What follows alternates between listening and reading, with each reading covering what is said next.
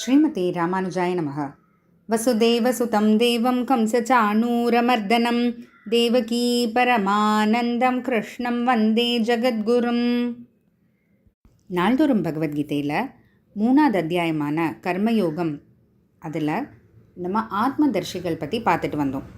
ஆத்மதர்ஷிகள் பற்றி பார்த்துட்டு அந்த ஆத்மதர்ஷிகள் போல நிலையை நம்மளும் அடையணும்னா அதுக்கு என்ன பண்ணுறதுன்றத 19வது ஸ்லோகத்தில் பகவான் சொல்கிறாரு. சரி, இப்போ கர்மயோகத்துக்கு இவ்வளோ முக்கியத்துவம்னு சொல்கிறாரே, அதனோட பெருமையெல்லாம் இப்படி எடுத்துகிட்டு சொல்ல வர்றாரே பகவான். இந்த கர்மயோகத்தை வச்சு நிஜமாகவே உயர்ந்த நிலையான முக்தியை யாருன்னா அடைஞ்சிருக்காங்களா? ஏன்னா சில விஷயங்கள் கேட்குறதுக்கு நல்லா இருக்கும், ஆனால் அதை செயல்முறையில் செய்யும்போது தான் அது எவ்வளோ கஷ்டம், முடியாது போலவே தோணும். அதுபோல் இது வெறும் தியரிட்டிக்கல் தானோ, வெறுமை கேட்குறதுக்கு நல்லா இருக்கானா செய்ய முடியுமா அப்படின்னு நமக்கு சந்தேகம் வர பகவான் அதுக்கு பதில் சொல்கிறா போல் இந்த 20வது ஸ்லோகம் அமைஞ்சிருக்கு. இந்த தொடரில் நம்ம 20வது ஸ்லோகத்தினுடைய முதல் வரியை மட்டும் பார்க்குறோம், அதாவது முதல் பாதியை பார்க்குறோம். கர்மணைவ ஹி சம்சித்திம் ஆஸ்திதா ஜனகாதயஹ. கர்மணா ஏவ ஹி, கர்மயோகத்தினால மட்டுமே சம்சித்திம் அடைய வேண்டியதை அடைஞ்சிருக்கா. இந்த இடத்துல நம்ம பேசிகிட்டு இருக்கிறது ஆத்ம தர்ஷனத்தை பற்றி, அதாவது ஆத்மாவை உண்மையாக உணரக்கூடிய அந்த நிலை, அதனால் அடைய வேண்டியதுன்றது இந்த இடத்துல ஆத்ம தர்ஷனம். அதனால் சம்சித்தியம்ங்கும்போது ஆத்ம தர்ஷனத்தை அடைஞ்சிருக்காங்க. யார்? ஆஸ்திதா ஜனகாதயக. ஜனகன் முதலான பெரியோர்களெல்லாம் ஆஸ்திதாக அடைஞ்சிருக்காங்க. என்ன அடைஞ்சிருக்காங்க? ஆத்ம தர்ஷனம்ன்ற அந்த நிலையை அடைஞ்சிருக்காங்க. எதை வச்சு? கர்மணா ஏவஹி, கர்மயோகத்தை வச்சு மட்டுமே அப்படின்னு.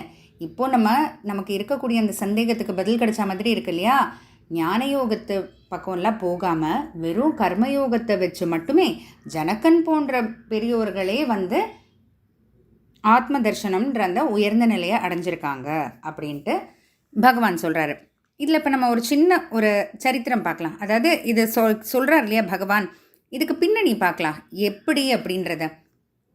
ஜனகன்ற அந்த ராஜா இருந்தார். அவர் ஒரு ரிஷிக்கிட்ட அவர் பல விஷயங்கள்லாம் கற்றுக்கிட்டு வராரு. அப்போ அந்த ரிஷிக்கிட்ட மற்ற முனிவர்கள்லாம் மற்ற ரிஷிகள்லாமும் கற்றுக்கிட்டு வராங்க அதே ரிஷிக்கிட்ட. ஆனால் எப்போதும் அந்த குரு என்ன செய்வாராம், ஜனகர் வர வரைக்கும் அவர் காத்திருப்பாராம். ஜனகர் வந்த பிறகு தான் பாடத்தை தொடங்குவாராம். அப்போ மற்ற ரிஷிகளுக்கெல்லாம் சரி, ஜனகர் ரொம்ப பணக்காரர், அவர் பெரிய ராஜா, நாட்டுக்கே ராஜா, அதனால தான் அவர் வர வரைக்கும் காத்திருக்கார போல் நம்ம குருன்ட்டு அவங்க தப்பாக நினச்சிடுறாங்க. அப்போ இது குருவுக்கும் தெரியும் அவங்களுக்கு, ஆனால் அது கிடையாத விஷயம். உண்மை என்னன்றதை புரிய வைக்கிறதுக்காக தன்னுடைய யோக பலத்தினால யோகம் செஞ்சு முனிவர்களுக்கெல்லாம் அதுதான் அவங்களுக்கு காப்பு மாதிரி. அதாவது இப்போ க்ஷத்திரியர்கள்லாம் இருக்காங்க இல்லையா, சோல்ஜர்ஸ், ராஜாக்கள்லாம், அவங்களுக்கெல்லாம் அவங்க தன்னை காத்துக்கிறதுக்காக அவன் என்ன பண்ணுவாங்க, அவங்க கத்தி எடுப்பாங்க. அதுபோல் ரிஷிகள் என்ன செய்வாங்க, அவங்க கத்தி எடுக்க மாட்டாங்க. அவங்களுக்கு பலமே அவங்க செய்யக்கூடிய அந்த யோகம், தபஸ்.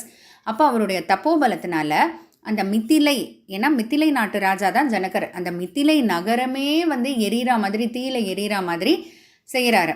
அப்போ எல்லாரும் பார்த்தோடனே ஒரே பதட்டம், எல்லா ரிஷிகளும் ஓடுறாங்க. என்னென்னா அவங்களுடைய திங்ஸ் எல்லாம், விஷயங்கள் எல்லாம் எடுத்து காப்பாற்றணுமே தீயில இருந்துன்னு. அப்போ போகிறாங்க, எல்லாம் போயிட்டு அப்புறம் கடைசியில் இது உண்மையான தீயில போல் இருக்குன்னு திரும்ப வந்துடுறாங்க. பார்த்தா ஜனகர் அந்த இடத்த விட்டு அசையவே இல்லை.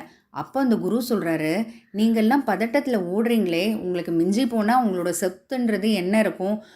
உங்களுக்கு என்ன ஒரு வேஷ்டி இருக்குமா? உங்களுக்கு என்ன ஒரு சின்ன ஒரு கமண்டலம் இருக்குமா? உங்ககிட்ட என்ன ஒரு ஜபமாலை இருக்குமா? அவ்வளோதானே. இந்த மித்திலை நகரத்துக்கே இவர் தான் அரசன், ஆனால் இடத்த விட்டு நகரில் பார்த்தியா? ஏன்னா இவர் கர்மயோகத்தை உண்மையாகவே கடைப்பிடிச்சு ஜெயிச்சவர், தன்னோட புலன்களையெல்லாம் ஜெயிச்சவர். அதனால் நான் எப்போ என்னோட யோக பலத்தினால இந்த மாதிரி தீ எரியிற மாதிரி காட்டினேனோ அப்போவே அது உண்மை இல்லைன்னு அவருக்கு தெரியும். ஏன்னா கர்மயோகத்து மூலமாக அவர் ஆத்ம தர்ஷனம்ன்ற அந்த நிலையை அடைஞ்சதுனால அவருக்கு எது உண்மை எது போயின்னு அவர் உடனே புரிஞ்சுக்கிட்டு அதனால தான் அவர் ஒரே இடத்துல உட்காந்துட்டாரு அப்படின்னு. அப்போ தான் மற்ற ரிஷிகளுக்கு ஜனகரோட பெருமை புரியுது. இப்படிப்பட்ட அந்த ஜனகர் கர்மயோகத்தில் ரொம்ப தேர்ந்தவர். அந்த கர்மயோகத்தை பிடிச்சு கடைசியில் அவர் உயர்ந்ததான முக்தின்ற நிலையும் அடைஞ்சார் அதுக்காக பகவான் இதை ஏன் சொல்ல வர்றாருன்னா, அர்ஜுனன் கர்மயோகம் வேண்டாம், நான் சண்டை போடலைன்னா அங்கேயோ ஓடி போய் நான் ஞான யோகத்தை செய்கிறேன்னு சொல்கிறான் இல்லையா? அதுக்காக பகவான் சொல்கிறாரு, நீ கர்மயோகத்தை ரொம்ப லேசாக எடை போட்டுறாத. அந்த கர்மயோகத்தை வச்சு மட்டுமே ஆத்ம தர்ஷனத்தை அடைஞ்சவங்க, அதையும் தாண்டி முக்தி அடைஞ்சவங்களே இருக்காங்கன்றதுக்காக தான் இங்கே ஜனகர் பற்றி பகவான் சொல்கிறாரு. தொடர்ந்து இந்த ஸ்லோகத்தை பார்ப்போம். இன்னும் பல அர்த்தங்கள் இருக்குது. ஜெய் ஸ்ரீ கிருஷ்ணா.